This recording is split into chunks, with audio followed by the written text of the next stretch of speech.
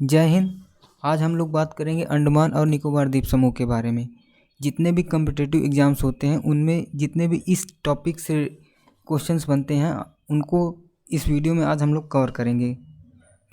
तो आइए देखते हैं। सबसे पहले तो इसकी लोकेशन देखते हैं कहाँ पर स्थित है। अंडमान निकोबार द्वीप समूह भारत के बंगाल की खाड़ी में स्थित है। यहाँ पर आप लोग देख सकते हैं, यहाँ पर अंडमान निकोबार द्वीप समूह स्थित है। और ये तो उसकी लोकेशन रही।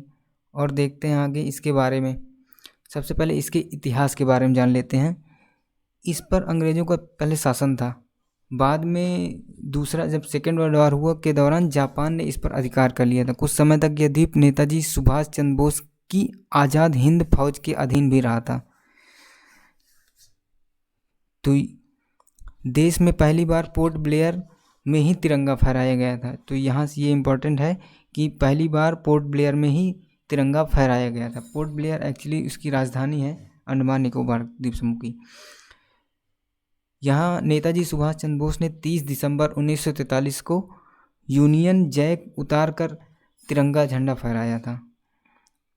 1947 में ब्रिटिश सरकार से मुक्ति के बाद यह भारत का केंद्र शासित प्रदेश बना। तो कब से बना यह केंद्र शासित प्रदेश? 1947 के बाद से। ब्रिटिश शासन द्वारा इस स्थान का उपयोग स्वाधीनता आंदोलन में दमनकारी नीतियों के तहत क्रांतिकारियों को भारत से अलग रखने के लिए किया जाता था। इसी कारण इस स्थान आंदोलनकारियों के बीच काला पानी नामक से कुख्यात था। कैद के लिए पोर्ट ब्लेयर में एक अलग कारागार जो बना था जिसका नाम था सेल्यूलर जेल। और एक इसमें घटना हुई थी 26 दिसंबर 2004 को। इसमें सुनामी के लहरों से इस द्वीप पर लगभग 6000 से ज़्यादा लोग मारे गए थे। और फिर इसमें बात करते हैं कि अंडमान निकोबार द्वीप समूह मुख्यतः 3 जिले आते हैं: उत्तर अंडमान, मध्य अंडमान जिला, दक्षिण अंडमान जिला और निकोबार जिला। ये 3 इसमें के प्रमुख जिले हैं। और अंडमान और निकोबार द्वीप समूह लगभग 572 छोटे बड़े द्वीपों से मिलकर बना है, जिनमें से कुछ ही द्वीपों पर लोग रहते हैं, सभी द्वीपों पर लोग नहीं रहते। और इसकी राजधानी पोर्ट ब्लेयर है। तो मैप में इसको हम लोग देख लेते हैं।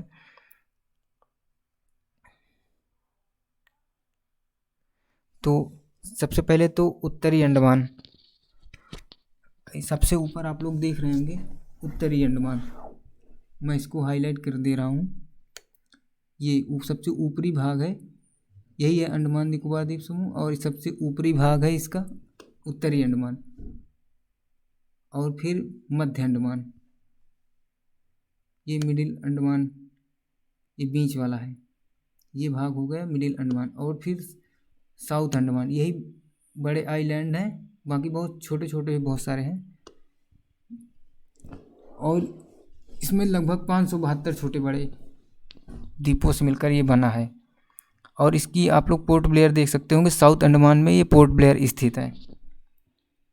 ये यहाँ पर पोर्ट ब्लेयर साउथ अंडमान में स्थित है। आइए आगे देखते हैं। और इसकी राजधानी जो है पोर्ट ब्लेयर ये साउथ अंडमान में स्थित है। और पोर्ट ब्लेयर में ही ये साउथ अंडमान जहाँ पर मैं हाईलाइट कर रहा हूँ, सेलुलर जेल यहीं पर स्थित है। और आपका वीर सावरकर इंटरनेशनल एयरपोर्ट जो है यहीं पर स्थित है। तो एग्ज़ाम में पूछता है वीर सावरकर इंटरनेशनल एयरपोर्ट कहाँ पर स्थित है, तो आपका ये पोर्ट ब्लेयर में स्थित है। और कहाँ? अंडमान निकोबार द्वीप समूह में। तो आगे देखते हैं इसके बारे में, उत्तरी अंडमान के बारे में एक एक करके अब हम लोग देखते हैं। उत्तरी अंडमान के बारे में, उत्तरी अंडमान जो है या इसमें जो है सदाबहार वन पाए जाते हैं। और अंडमान निकोबार द्वीप समूह का सबसे उच्चतम बिंदु सैंडल पीक यहीं पर स्थित है, जिसकी ऊंचाई लगभग 732 मीटर है। और नारकोंडम जो आइलैंड है, इसमें सुषुप्त ज्वालामुखी पाया जाता है। नारकोंडम इसी के ईस्ट में है। जैसे नॉर्थ अंडमान है, इसके ईस्ट में आप लोग देखिएगा ये बना हुआ है, जहाँ पर मैं हाईलाइट कर रहा हूँ, ये नारकोंडम द्वीप में, यहाँ पर सुषुप्त ज्वालामुखी पाए जाते हैं। बहुत इंपॉर्टेंट है, कई बार एग्जाम में इससे पूछता है। आगे देखते हैं मध्य अंडमान के बारे में। मध्य अंडमान के जो पूर्व में आप लोग, मैं हाईलाइट कर देखिएगा, ये मध्य अंडमान हो गया, मिडिल अंडमान, इसके पूर्व में ये बैरन आइलैंड पड़ता है। यह भारत का एकमात्र सक्रिय ज्वालामुखी है। ये क्या है? भारत का एकमात्र सक्रिय ज्वालामुखी। यह द्वीप लगभग 3 किलोमीटर में फैला है। यहाँ का ज्वालामुखी 28 मई 2005 में फटा था और तब से इसमें आज तक लावा निकल रहा है। तो ये इम्पोर्टेंट, 28 मई 2005 को ये फटा था और तब से इसमें लावा निकल रहा है। यह भारत का एकमात्र सक्रिय ज्वालामुखी है। कौन सा? बैरन द्वीप। और फिर अब साउथ अंडमान के बारे में बात करते हैं। तो साउथ अंडमान इसके मध्य अंडमान के नीचे स्थित है और इसकी राजधानी जो है पोर्ट ब्लेयर, अंडमान निकोबार द्वीप पोर्ट ब्लेयर जो है साउथ अंडमान में ही स्थित है। और इसकी सबसे उच्चतम चोटी माउंट कोयोबो है। सबसे उच्चतम चोटी माउंट कोयोबो है। और इसके पूर्व में देख लीजिएगा आप रॉस द्वीप,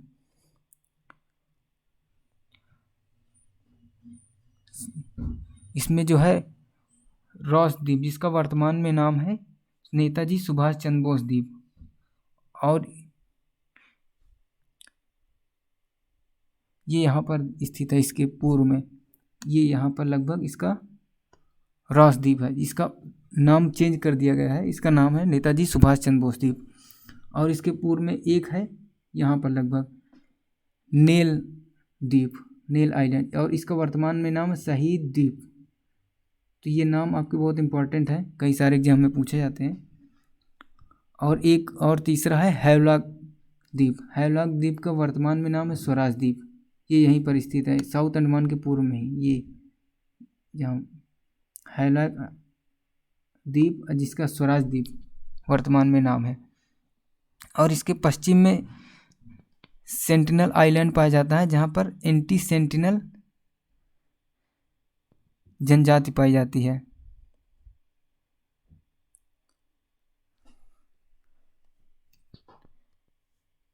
अब लिटिल अंडमान के बारे में बात करते हैं। लिटिल अंडमान में डुनकन पैसेज पाया जाता है। लिटिल अंडमान ये है और यहाँ पर डुनकन पैसेज स्थित है। ऐसे दो आइलैंड जिनके बीच में जल विभाजक के रूप में कार्य कर रहा हो, तो उस जल विभाजक को ही पैसेज बोलते हैं। तो ये डुनकन पैसेज हो जाएगा, यहाँ पर स्थित है। यहीं पर साउथ अंडमान और लिटिल अंडमान के बीच में डुनकन पैसेज स्थित है। तो ये आपके लिए इम्पोर्टेंट है। अब निकोबार द्वीप समूह की बात करते हैं। तो निकोबार द्वीप समूह, ये पूरा नीचे वाला जो पार्ट है ये निकोबार द्वीप समूह है। ये आप लोग देख रहे होंगे, ये निकोबार, अंडमान और निकोबार द्वीप समूह को कौन सा अलग करता है? 10 डिग्री चैनल। ये ऊपर वाला भाग तो अंडमान हो गया, ये पूरा अंडमान है, और नीचे वाला निकोबार द्वीप समूह। तो इसको जो अलग करता है 10 डिग्री चैनल, ये 10 डिग्री चैनल आपको इसको अलग करता है अंडमान और निकोबार का। उसमें से कौन से? लिटिल अंडमान और कार निकोबार को ये 10 डिग्री चैनल अलग करता है। अब ये कार निकोबार में कौन सी जनजाति पाई जाती है? सैम्पोन नामक जनजाति पाई जाती है कार निकोबार में। यहाँ पर सैम्पोन नामक जनजाति पाई जाती है। ये बहुत ही इम्पोर्टेंट है और कई सारे एग्जाम में पूछा है। अब लिटिल निकोबार के बारे में। लिटिल निकोबार कहाँ पर स्थित है? ये है लिटिल निकोबार। यहाँ पर लिटिल निकोबार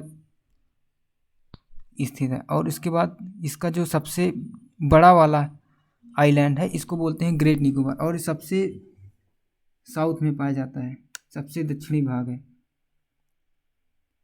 ग्रेट निकोबार की जो हाईएस्ट पीक है, इसको बोलते हैं माउंट थुलियर। माउंट थुलियर जो है ग्रेट निकोबार की सबसे हाईएस्ट पीक है और इसमें ही इंदिरा पॉइंट स्थित है। 26 दिसंबर 2004 को सुनामी की लहरों के कारण इसी द्वीप में सुनामी आई थी, जिससे 6000 से ज़्यादा लोग मारे गए थे इसी ग्रेट निकोबार में। और जो इस हमारे भारत का सबसे दक्षिणी पॉइंट है इंदिरा पॉइंट, ये यहीं पर स्थित है ग्रेट निकोबार के सबसे दक्षिणी बिंदु पर। और यहाँ से कौन सी अक्षांश रेखा जाती है? 6 डिग्री 4 मिनट अक्षांश रेखा यहीं से गुजरती है। और आपको बता दें कोको आइलैंड के बारे में, इसके बारे में आपने काफ़ी सुना होगा, न्यूज़ में रहता है।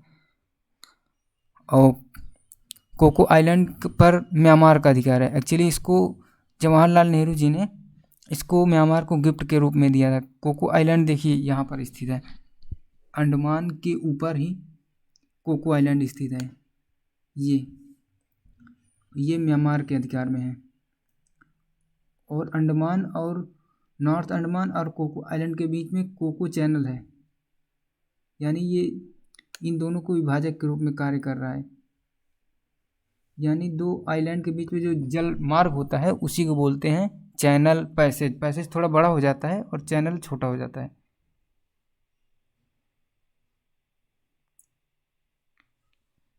तो उम्मीद करते हैं आपको समझ में आया होगा।